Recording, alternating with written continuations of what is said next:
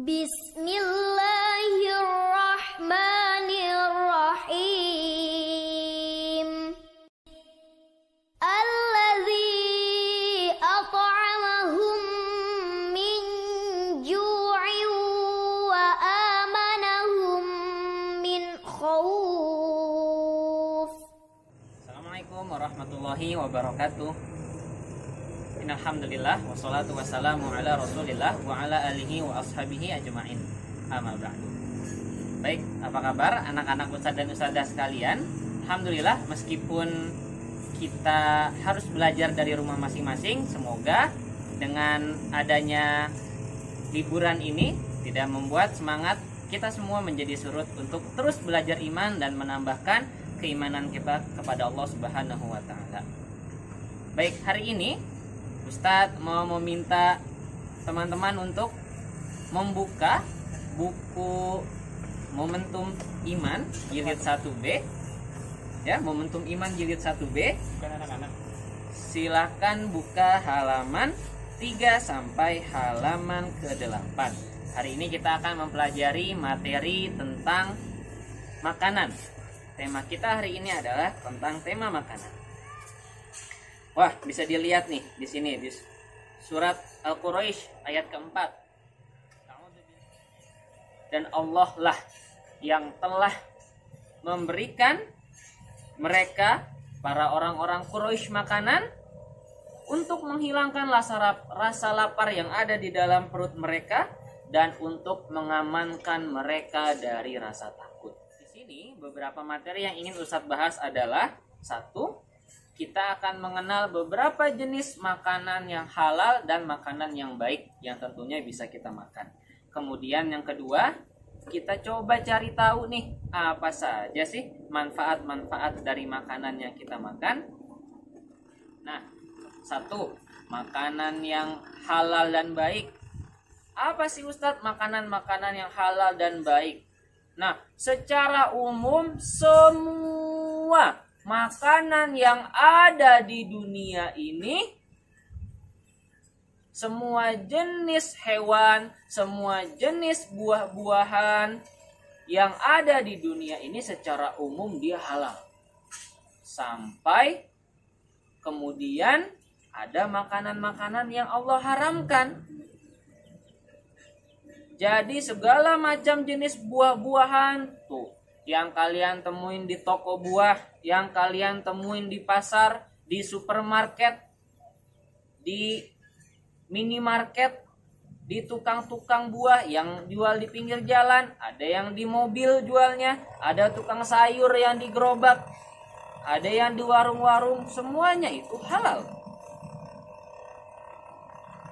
Yang kedua, makanan yang halal itu bisa berasal dari hewan-hewan yang disembelih, yang dipotong dengan menyebutkan nama Allah. Jadi hewan yang disembelih contohnya apa aja yang bisa disembelih itu? Ada ayam, ada juga dari burung-burungan kayak burung dara, burung puyuh, termasuk juga ayam, bebek, termasuk jenis-jenis burung. Kemudian juga berasal dari hewan-hewan ternak seperti sapi, kerbau, ada kambing, ada domba, unta, dan juga termasuk daging kuda. Nah, apalagi sih Ustadz? Kemudian yang halal. Nah, kalau kalian lihat di belakang kutab, ya, itu ada air yang sangat, ada setu disebutnya, setu Cikaret. Nah, ikan-ikan yang ada di air, mau dia masih hidup atau ikan-ikannya udah mati nih, misalkan jadi bangkai, nah itu halal tuh, boleh juga dimakan. Itu. Jadi yang pertama, makanan yang halal adalah makanan yang halal secara zatnya, secara bendanya. Jadi tadi ada buah-buahan, sayur-sayuran, terus ada hewan. Ada juga hewan itu terdiri dari tadi hewan-hewan yang ternak, yang diternakan, atau hewan-hewan yang di lautan. dan juga makanan-makanan yang dia memang sudah dikemas di kemasan-kemasan, udah dimasukin ke dalam kantong-kantong kemasan tuh kayak di warung-warung. Itu bisa dicek dulu sama teman-teman, ada nggak tulisan halalnya, huruf halal atau tulisan bahasa Indonesianya HALAL, halal, dicek. Kemudian yang kedua, makanan yang halal harus merupakan makanan yang cara dapetinnya juga halal. Misalkan contohnya antum pengen banget nih, apa ya, musim yang dekat, musim rambutan. Buah rambutan halal nggak? Halal.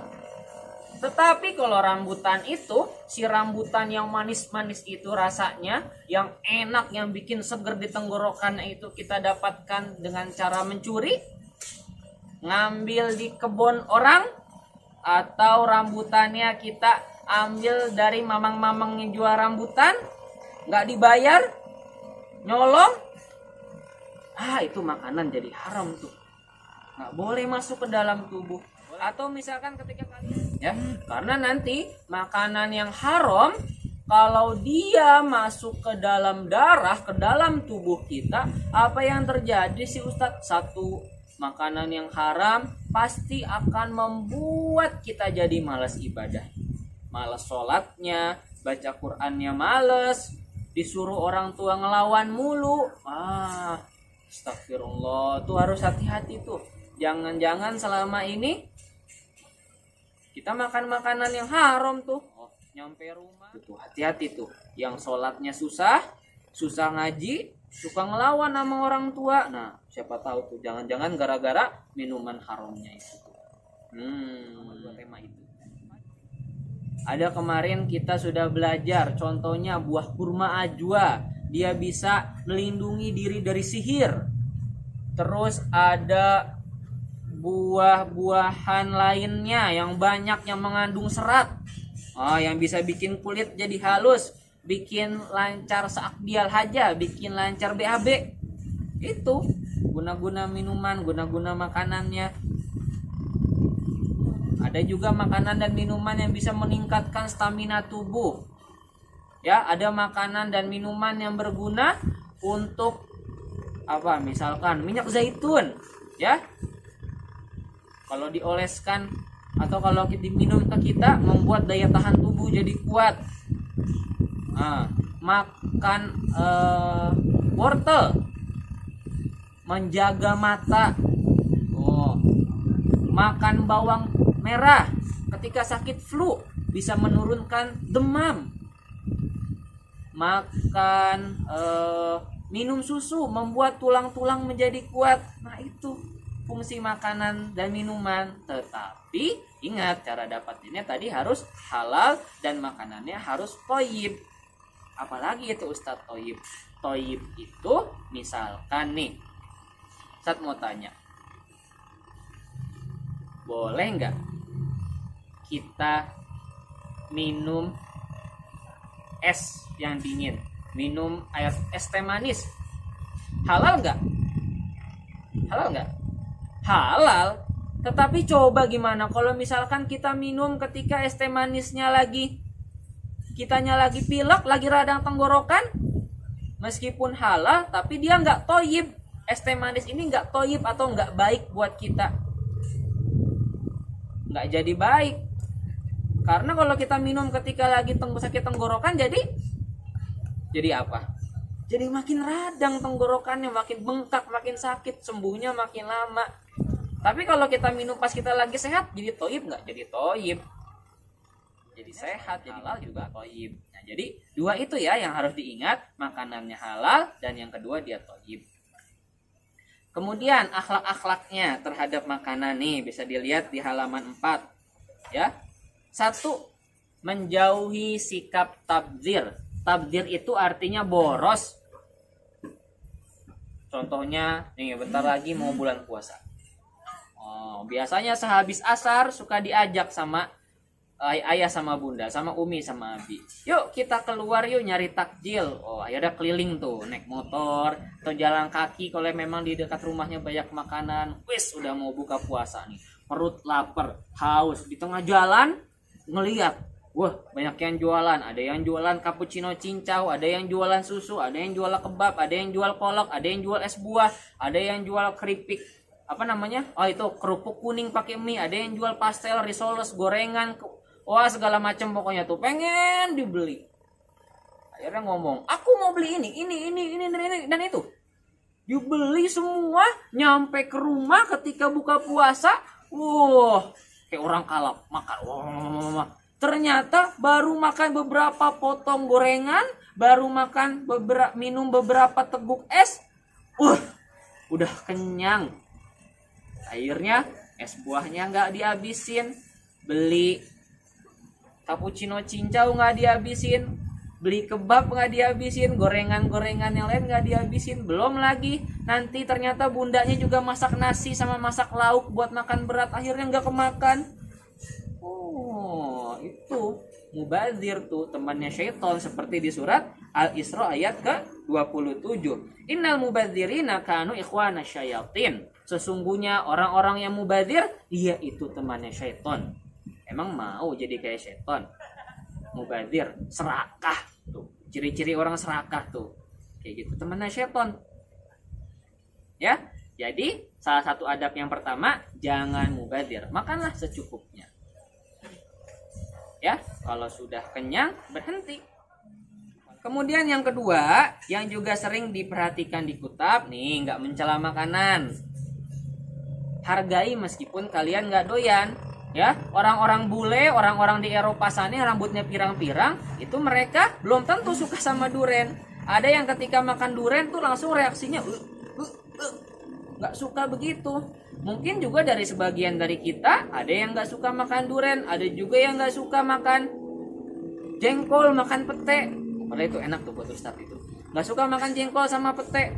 Tetapi kalau nggak suka, apa kata Rasulullah? Rasulullah kalau ada menemukan sesuatu makanan yang nggak beliau sukai, beliau tinggalkan. Nggak beliau makan, beliau diemin. Nggak perlu dicela. Ah, ini makanan kagak enak nih. Sampah ini rasanya. Iya, jangan sampai dari mulut kita keluar hal-hal seperti itu. Kalau nggak suka, tinggalkan sama makanan. Kemudian menjaga adab-adab makan. Nah, di liburan, dalam tanda kutip ya, di hari-hari belajar kalian di rumah pekan-pekan ini, kalian nanti di rumah juga akan tetap diminta untuk menjaga adab-adab makan. Makan dengan tangan kanannya, nak. Baca basmalah ya. Duduk. Makanlah dengan yang paling dekat denganmu. Jangan bersandar. Jangan sampai berdiri, apalagi pakai tangan kiri. Memungut sisa-sisa makanan yang jatuh, coba makan dengan 3 jari kalau bisa, ya. Dan ingat, berusaha untuk nggak meminta-minta makanan ke orang lain kalau memang kita nggak perlu untuk meminta makanan tersebut. Ya, itu dijaga loh. Sama cerita nih, silakan coba dibuka di halaman ke-6 tentang sirahnya Sumamah bin Ithal. Ya, bisa juga disebut dengan Sumamah bin Ithal. Dia merupakan seorang pemimpin dari kalangan Bani Hanifah, suku.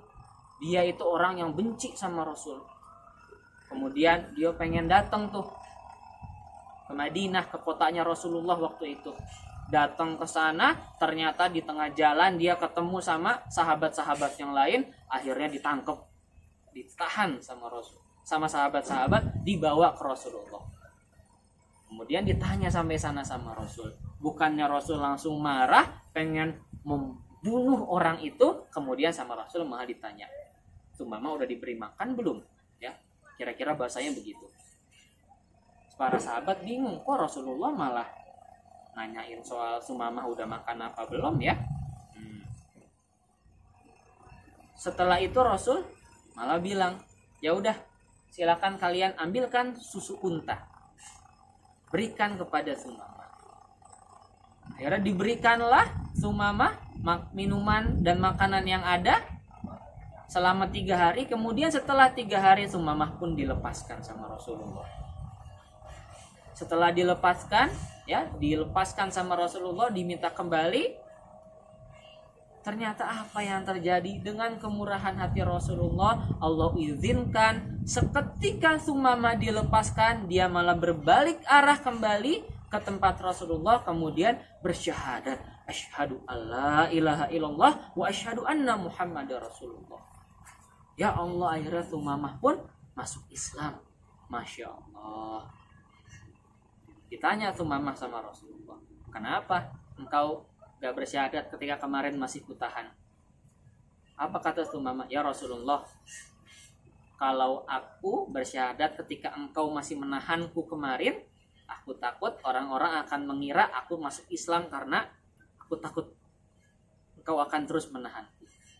Maka dari itu aku bersyahadat setelah engkau melepaskan. Masya Allah, begitu murah hatinya Rasulullah dengan Sumamah bin Utsal atau Sumamah bin Itsal radhiyallahu anhu. Nah, jadi gimana?